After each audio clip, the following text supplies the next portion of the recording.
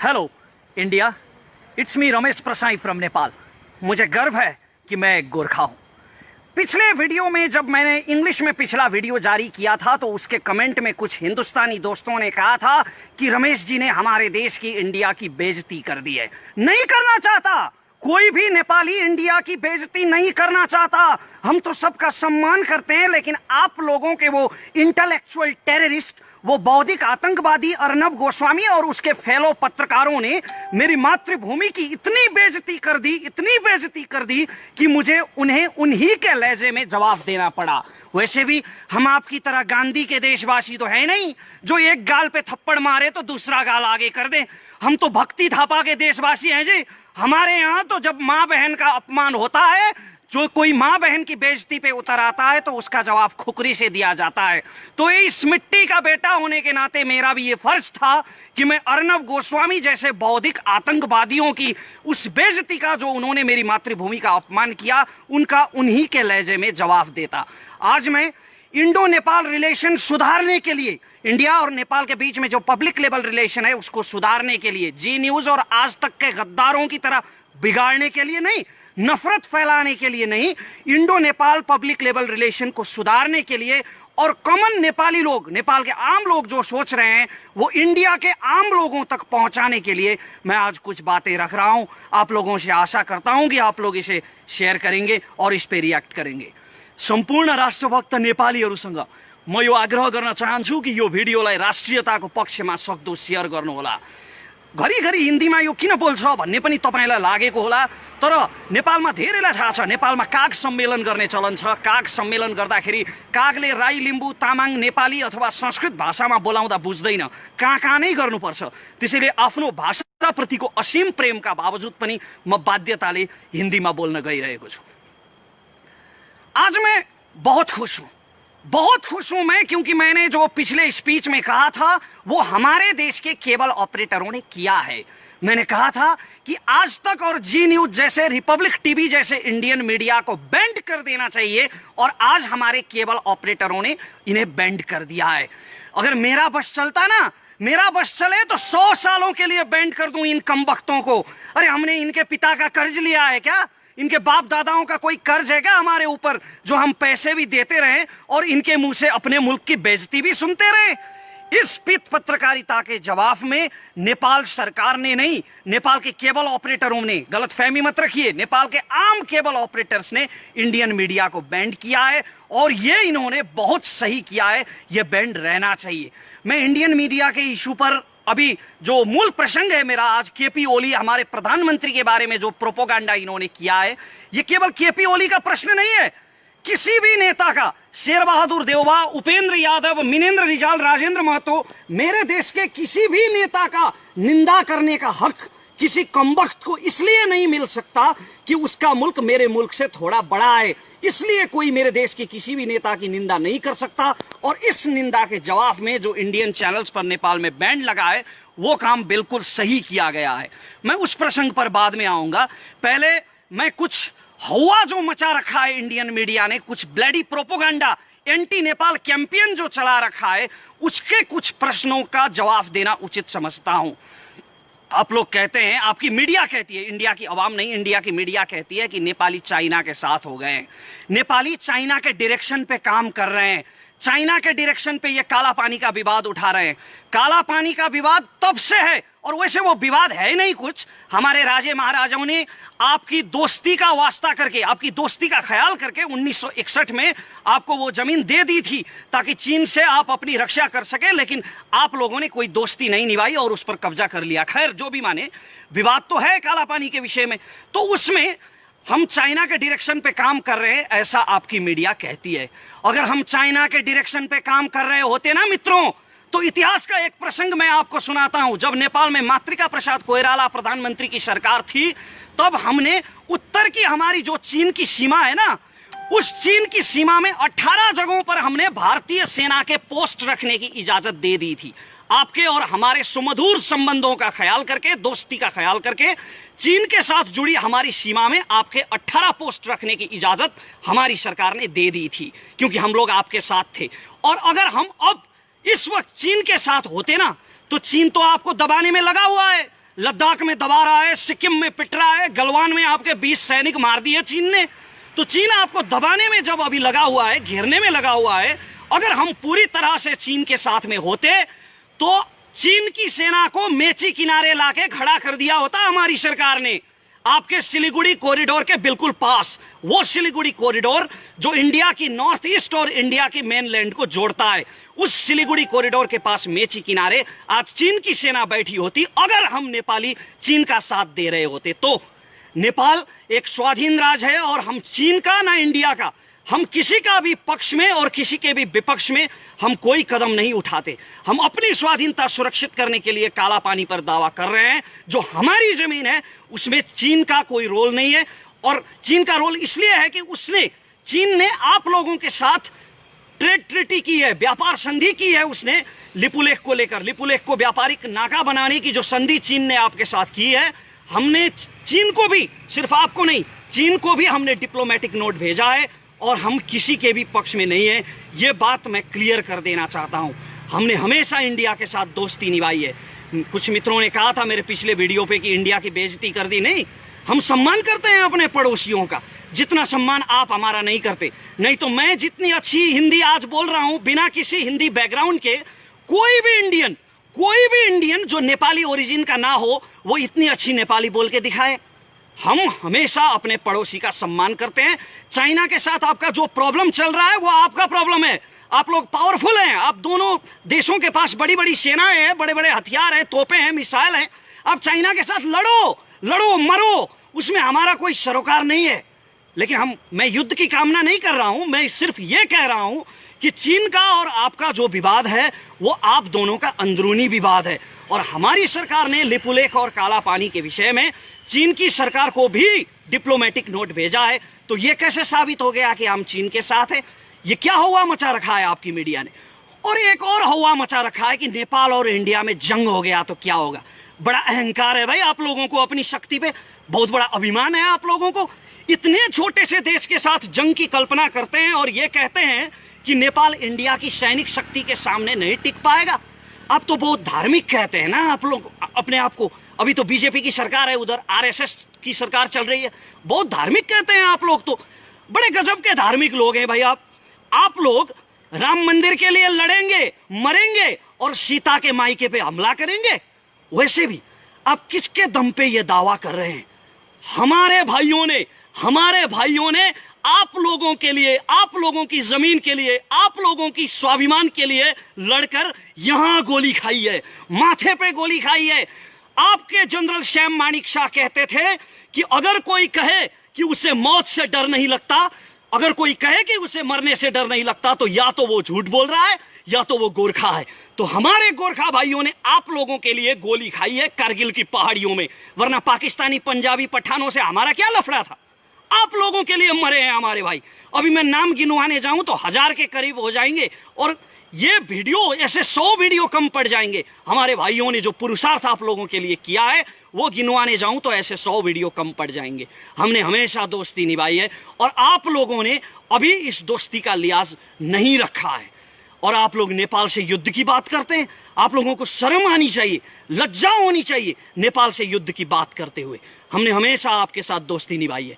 लश्कर-ए-तैयबा का टेररिस्ट आसिम भटकल और टुंडा जो नेपाल में छुपे हुए थे, वो हमारी अथॉरिटी की मदद से इंडियन अथॉरिटी के हवाले हुए हैं। अगर हमारी अथॉरिटी नेपाल में मदद नहीं करती तो थोड़ी पकड़ के इंडिया ले जाते उनको। डॉक्टर अमित कुमार रावत, आपके किडनी माफिया का किंग, जब यहां छुपा हुआ था तो हमने उससे पकड़कर आपके हवाले किया है। तो हमने हमेशा भारत का सम्मान किया है और भारत से दोस्ती निभाई है। लेकिन ये आप लोग हैं जो इस दोस्ती के खिलाफ जा रहे हैं। और स्पेशली इंडिया की आवाम का इसमें कोई दोष नहीं है। इंडिया की आवाम मैं समझता हूं कि हमारी ही तरह इनोसेंट है, जो आपस में समझदारी चाहती है। लेकिन आपकी मीडिया जो है, जो ये इंटेलेक्चुअल टेररिस्ट हैं, इस वक्त इंडिया को सबसे ज्यादा खतरा इन इंटेलेक्चुअल टेररिस्ट से है। ये बौद्धिक आतंकवादी जो आपस में नफरत फैला रहे हैं, अपनी बौद्धिकता का दुरुपयोग कर रहे हैं, ये लोग इंडियन अवाम को नेपाल के खिलाफ भड़का रहे हैं और नफरत पैदा कर रहे हैं। एक और बात मैं यहाँ पे बताना चाहता हूँ।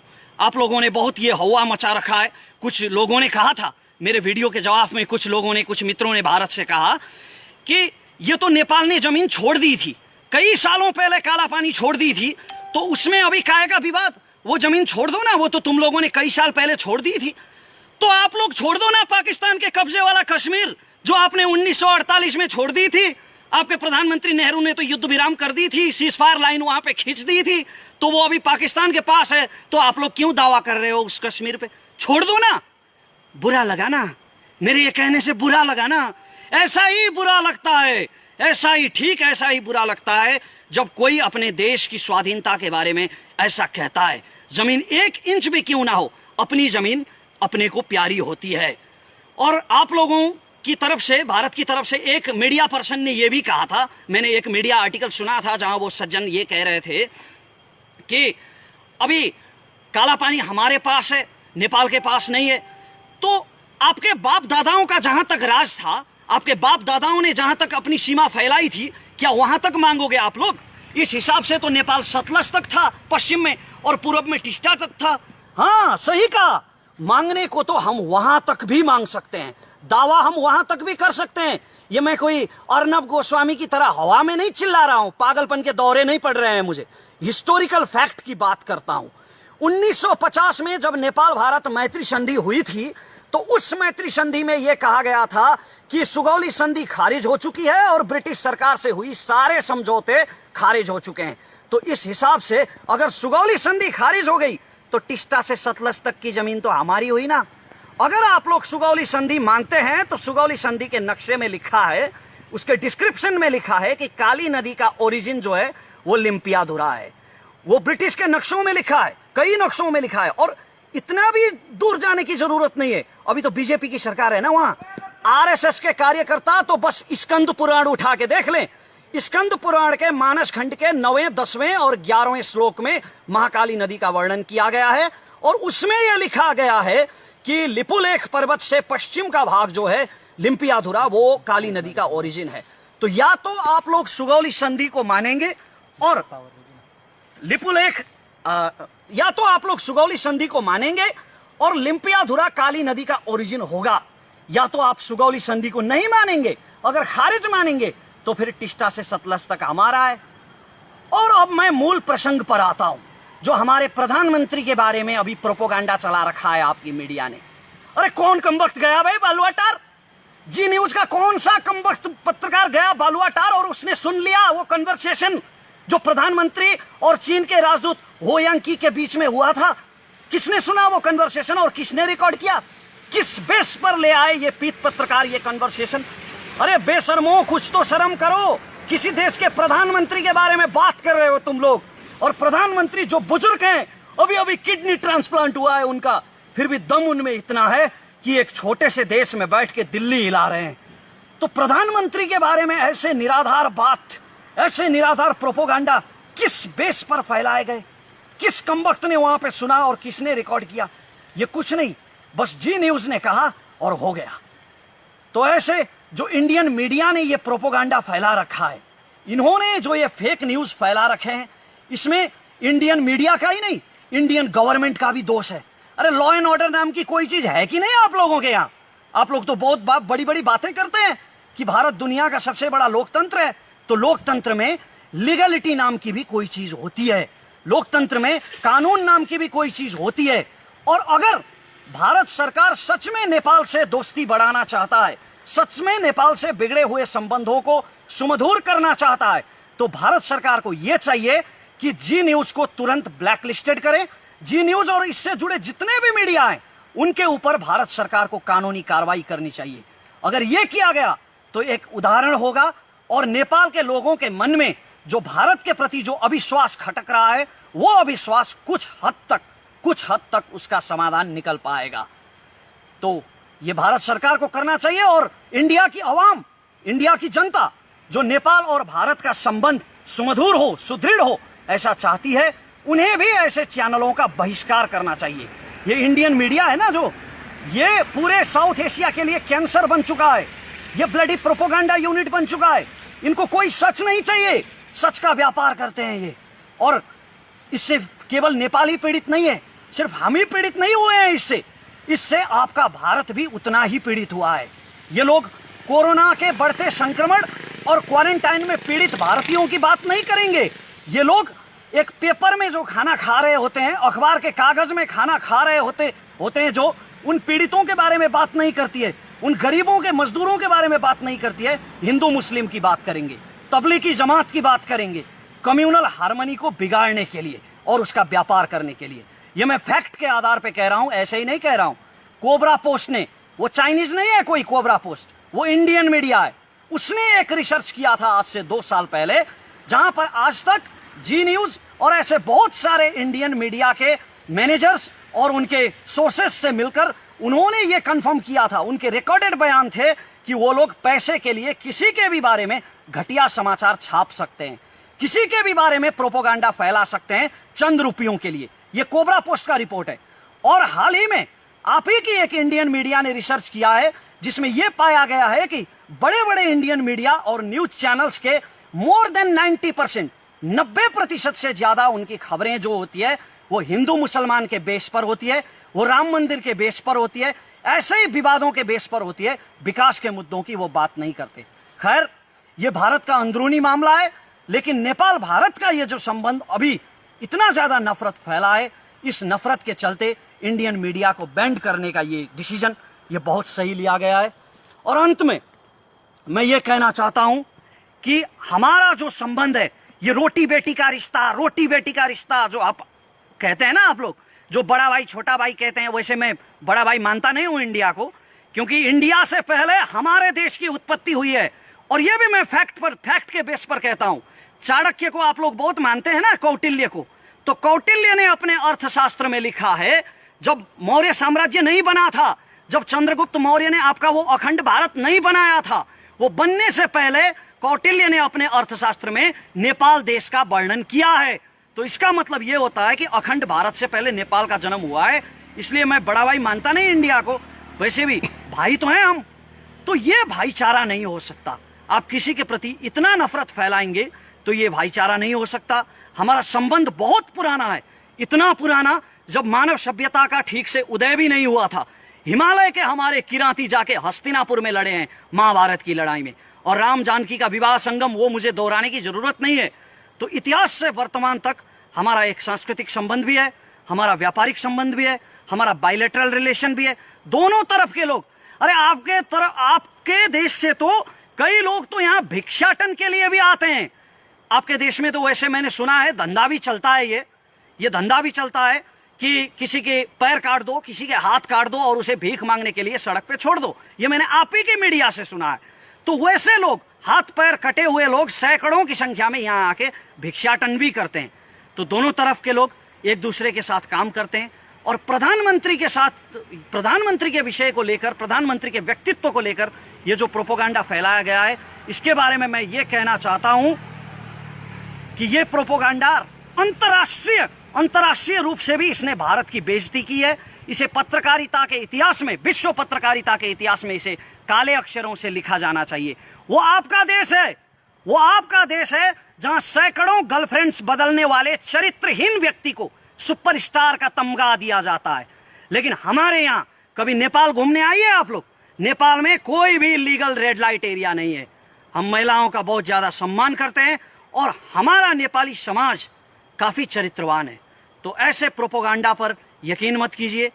और मैं इंडियन पब्लिक से ये निवेदन करता हूं कि ऐसे चैनलों का आप लोग बहिष्कार करें। हमारा जो बायलैटरल रिलेशनशिप है, पब्लिक लेवल रिलेशनशिप है, ये हमेशा चलता रहे। इंडिया और नेपाल दोनों देशों की प्रगति हो, यही मैं अंत में कामना करता हूं। और ये नफरत की दीवार जो ये इंटेलेक्चुअल टेररिस्ट फैलाने की कोशिश कर रहे हैं, आपके और हमारे दिल में जो जहर भरने की कोशिश कर रहे हैं, इस जहर से बचें। मैं ये सबसे प्रार्थना करता हूं। धन्यवाद।